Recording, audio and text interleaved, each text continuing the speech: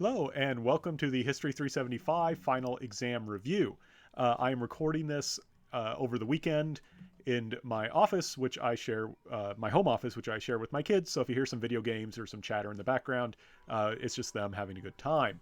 So I have made the review, and I've uploaded the review PowerPoint onto Blackboard, so that way you can kind of follow along. So Section 9, Building New China, there were questions on 4, 5, and 6. Question 4 is, how did the communist government compare itself to the nationalist government in the before and after posters? Now, I'm not going to go through every single poster. I have uploaded the poster. The posters are going to be part of that PowerPoint that I upload on Blackboard for the review. So if you look at that, you'll see exactly what posters we were talking about. We did a review on them one day, an activity for the before posters, and we went back through and compared them together with the after posters. So if you can look at them, you can get the idea, and it tells us all the good things that it tells all the bad things that happen under the nationalists. That's what the first poster does. And the second poster talks about how there's good things that are going to occur afterwards. Right. So I'm going to, I'll actually just go through one so you can kind of get an idea of what we're talking about. Right. So in the first poster here, if you advance the PowerPoint, you see a worker and there's like a government official who's giving that poor worker a hard time. There's Chiang Kai-shek representing the nationalists in the background with Uncle Sam. And it's the idea is that, this evil capitalist can give workers a hard time because he's backed by the nationalists and the Americans. And that poor worker, you can see he's not even wearing nice clothing. But if you look at the next slide, oh, here the worker's the one in charge. Everyone has to listen to what the worker wants to say, right? If you look at the next slide, and this would be slide 4 of the 47, you can see how these are workers who are leaving a factory and they're being searched to make sure they don't steal anything. And that's what they have to do every time, right? So it's this idea, we don't trust our employees. We have to use gunpoint at them. And the reason we don't trust them is because we don't pay them much. And that's why even if they do steal, that's why they're stealing. It's not really them being bad. It's because we're so cruel to them. And the next poster shows a parade when they leave the factory, that they're celebrating a job well done. And you can go through the rest and see what they're about. But that's basically the major point. And I would encourage you to make sure to go through each poster and just, compare the before and after. But remember, it's a pair. So to continue, question 5, what is meant by the idea of a party state and a party nation state? So China had, under the communists, you have a party state. That means that you have a state controlled by a single party. Right? There's one political party. It's the only political party that's allowed to legitimately wield power. So it's in charge. A party nation state is when you combine a nation state with that's under party control. So for example, Japan is a nation state. There's a Japanese nation, a Japanese people, and they have one government that rules them, or that, I should say, that governs them, because it's a democracy. But the idea is that you have a nation state, where you have a state. What makes up the state is a particular nation. That could be Korea or Mexico or the United or Americans. And then you have the state that governs them. And a party nation state is a nation state that is controlled by the party. And there's this idea in basically from the Communist Party's perspective, without the Communist Party, there would be no new China. What's made us a powerful country, an increasingly wealthy country, is the leadership of the Communist Party. The party should be in charge of the nation state because it knows what needs to be done. So that's kind of the basic idea there.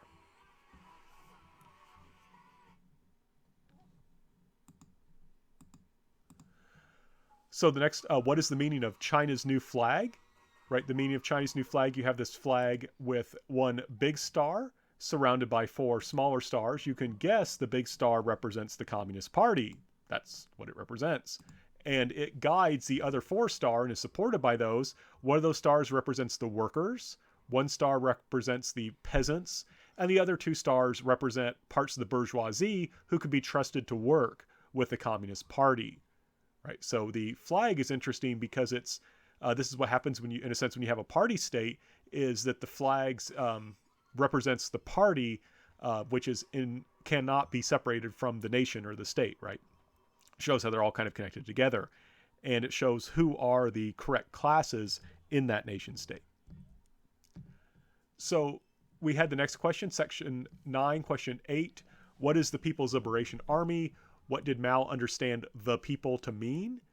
And so, first of all, the People's Liberation Army, one thing I just wanted to highlight, again, this shows you how there's this very strong understanding of having the correct political ideology is kind of is owned by this one political party that governs China, and that ideology goes through everything. Right. And since that ideology goes through everything, whereas in the United States, we just have a U.S. Army because, in a sense, the Army is supposed to be politically neutral, not in the Chinese communist understanding of things. There's an ideology behind the Army, and that is this idea of people's liberation. Right. It's the People's Liberation Army. So it's this idea that this army belongs to the people to liberate them, to free them. And that kind of plays into the next question. What did Mao understand the people to mean? Right? What did Mao understand the people to mean? And if you look at this speech, right, the speech given by Mao on June 30th, 1949, he starts with this question, who are the people? And if you skip down to the part I bolded, I would encourage you to read the whole thing because it helps you understand it. But he says the right to vote belongs only to the people, not the reactionaries. The combination of these two aspects, democracy for the people and dictatorship over the reactionaries, is the people's dictatorship. So there are people who are excluded from being the people. The people does not include all the people of the nation. It includes people who are of the right class background and who are not reactionaries. And reactionaries would be anyone who does not support the Communist Party. So the people has a narrower sense of the word than maybe Americans might understand it. I think that's important for us to understand. And we had another question, 9, who had power? How much power do they have? Who are the winners? Who are the losers? What happens to those who oppose the system? What legal safeguards exist in practice? And just to remind you, that was based off a video we watched in class. You may recall the video where they were emphasizing hygiene, like there were little girls telling old men on the street, hey, you shouldn't spit on the street. That's not good for the health of the people. And then you had these home inspections to make sure that you were keeping everything at home nice and clean. So in the question, who has the power? How much power do they have? It's the government supported typically by the peasants in this video clip. Right, it's the people who mostly have the power, in this case the peasants. And remember, the peasants were engaged in violent land reform, where with the party they put landlords on trial, often had them interrogated and humiliated them publicly, and then had them executed. And basically the people guided by the party were all powerful. They could basically do whatever they wanted. So those peasants in the video clip were the winners. There was also a worker who was interviewed, and he talked about how things had gotten a lot better since the communists take over, and how, he was able to get revenge on the people, who had mistreated him, the bosses who had mistreated them. Now the workers got to mistreat them. The losers, of course, would be the capitalists and the landlords. And if you were in opposition to the system, you could get in a lot of trouble. In key part, we saw here how people could be executed. And a large number of landlords were executed. In terms of legal safeguards, there were essentially none, right? There was no legal safeguard. Basically, because you have a party state, there's no kind of idea of a neutral law that exists outside or above the party.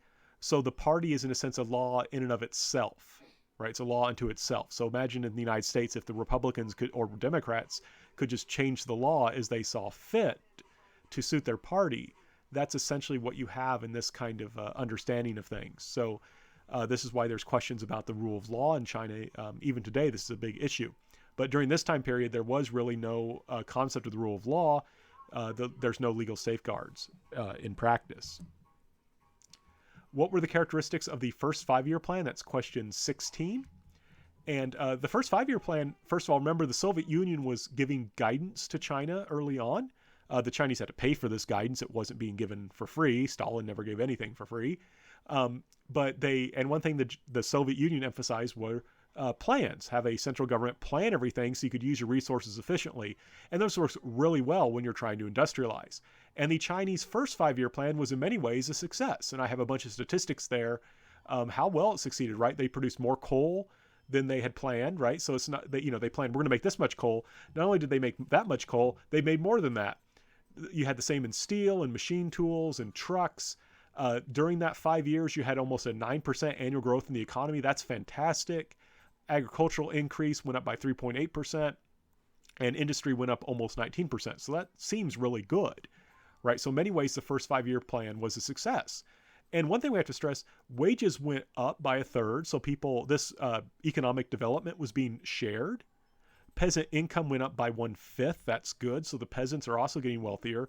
And life expectancy went way up. So in many ways, this early Chinese Communist Party state is doing a really, really good job. But there is a problem. In order to support rising industrialization, you have to increase agricultural growth, basically for two reasons. One is as you take workers off the land to have them work in factories, you need to have better agricultural productivity to feed those workers. Also, when China was trying to get advanced technology and pay experts from the Soviet Union and so forth, they did that by exporting grain. So in order to develop your industry, you need to have a strong agricultural sector. And the problem is the agricultural sector is not growing fast enough or large enough to support China's need for industrialization. And you may say, well, what's the big deal? Why not just industrialize slower? But remember, China feels this new state is new. It's only been recently established. There is a Cold War going on. The United States and other countries are anti-communist. Chiang Kai-shek is still around looking for an opportunity to invade from Taiwan. So there's a sense, hey, we have to industrialize quickly to maintain our independence. And of course, that means that will allow us to defend communism and fulfill all our other goals of economic prosperity and all those things. No one asked any questions on questions 1 through 14 of section 10. We did have some questions, though, on some other ones from section 10. And the first one is from question 15. How did Liu Shaoqi view the Great Leap Forward? What did he do afterwards? What was Mao afraid he would do?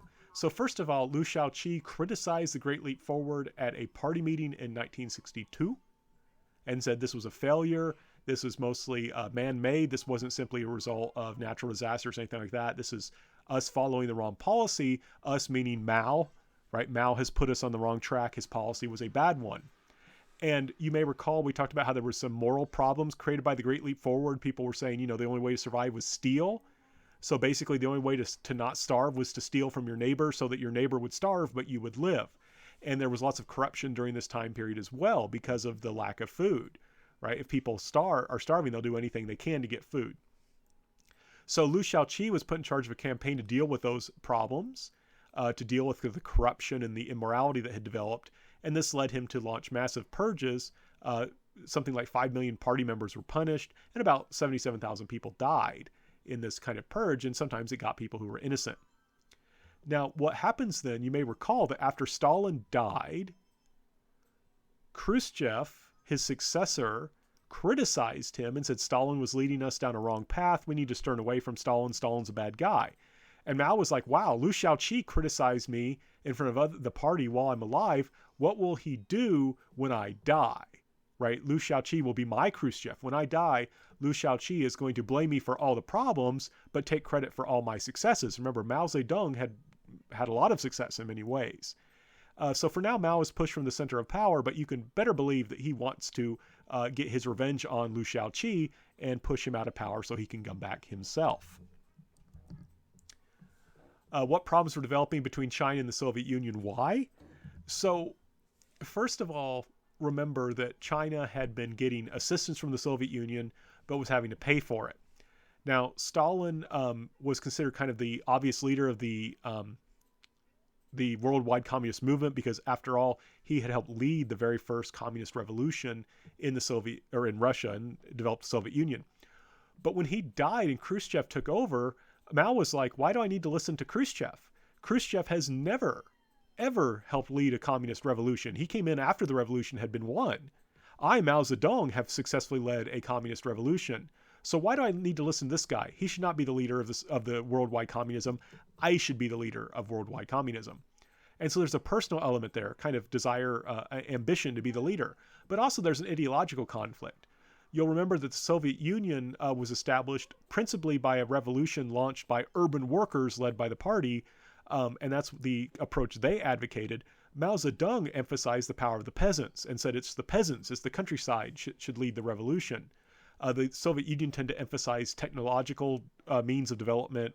Mao Zedong tended to emphasize developing through the fervor revolutionary fervor of the people. So this is also an ideological conflict about which is the direction communism should go. Should the communist world strive to look like the Soviet Union and look to the Soviet Union for leadership, or should it look to China and Chinese-style communism for leadership?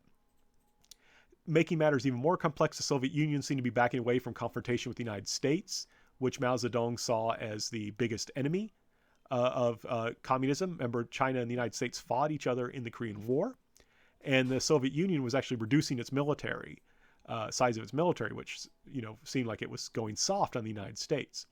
Eventually, this leads to a split in 1960 between China and the Soviet Union, and a few years later, and the cutting off of aid from the Soviet Union.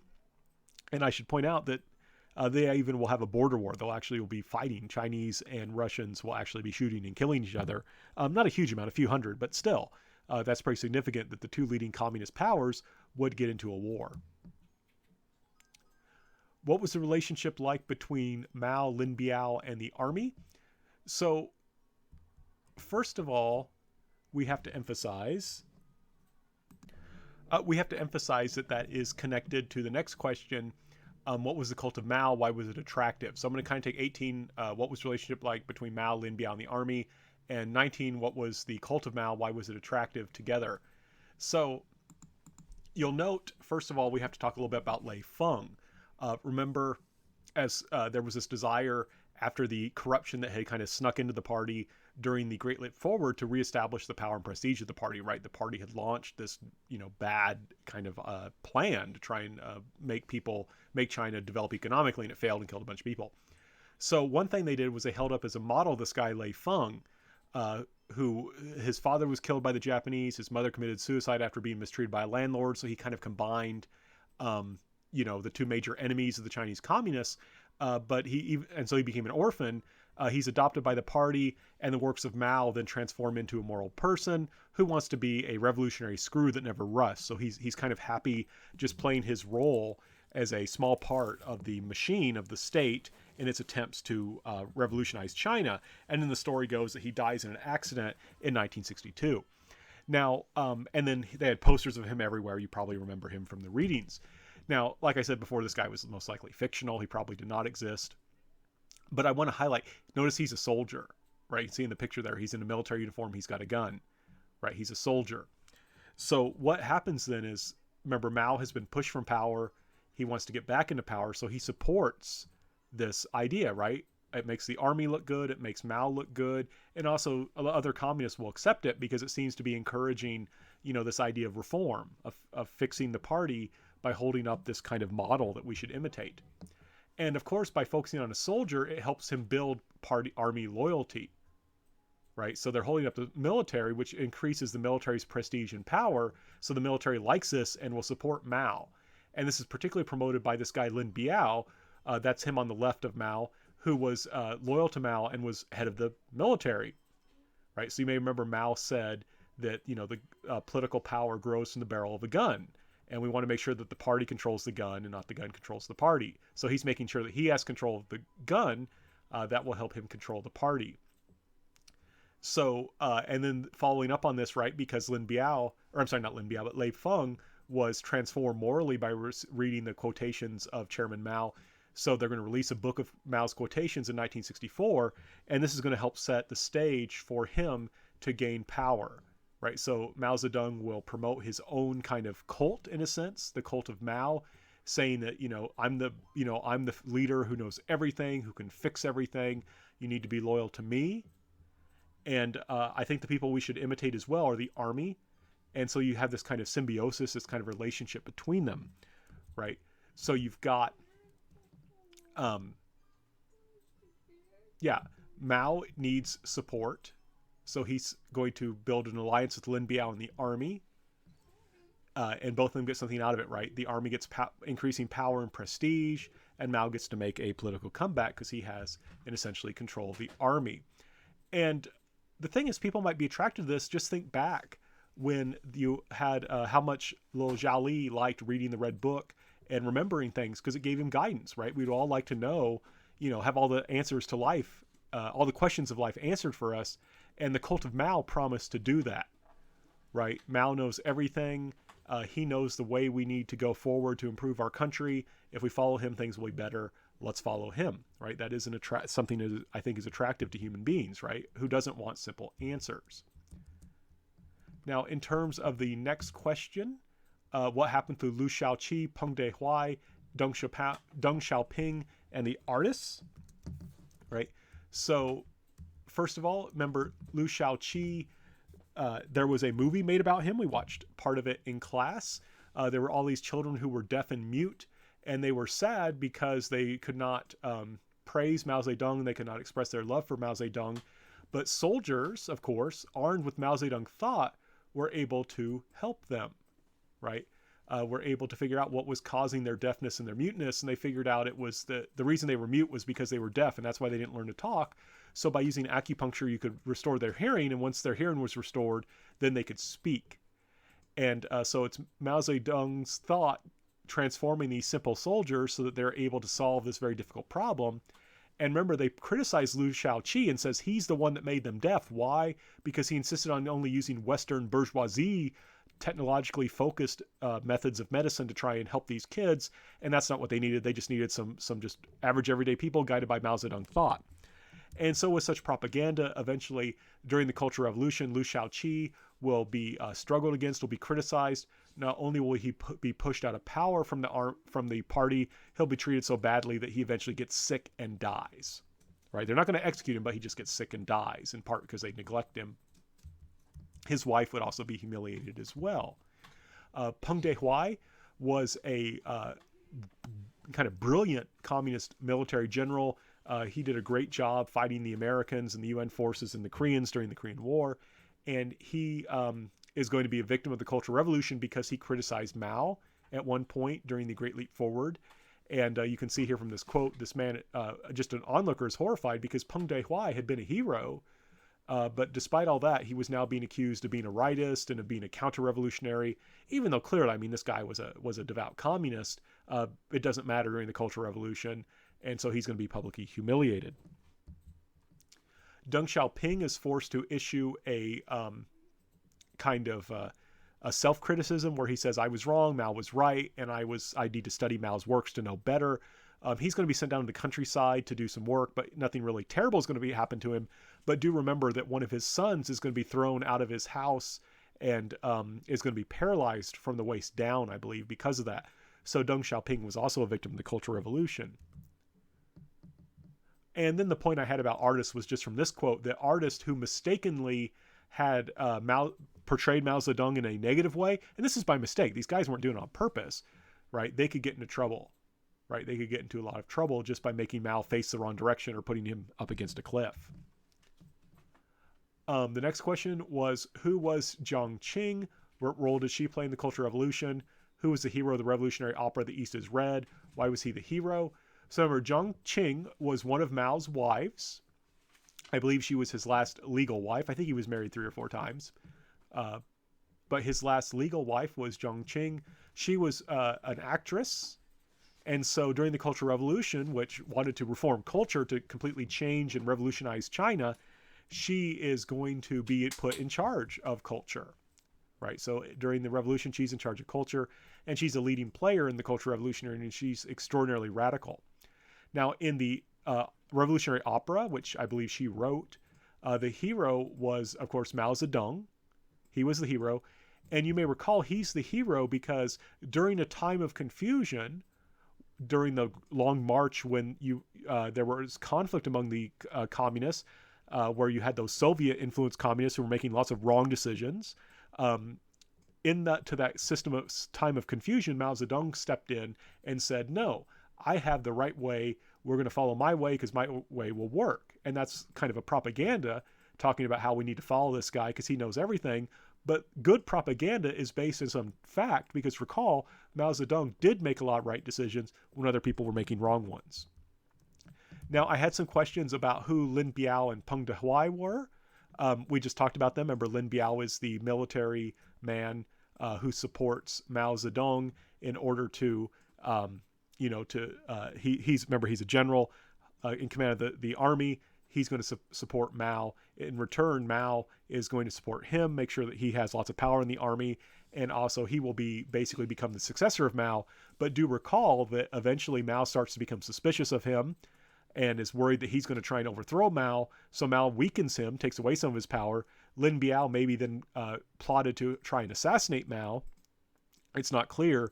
But then Lin Biao tries to run away in an airplane, and the airplane was not completely full of fuel, and it crashed into a mountain, killing him, which made people kind of question maybe Mao doesn't know everything because this guy who was supposed to be his right-hand man ended up trying to betray him. And Peng Dehuai, remember, that was that military general we just talked about. So that then, no one asked any questions about Section 11. We will finish up Section 11 on Monday. And if there's time, we'll go over some more of the review, but I've just recorded the whole review, so that way we would have all of Monday for class. So good luck on the exam, and I'll see you in class.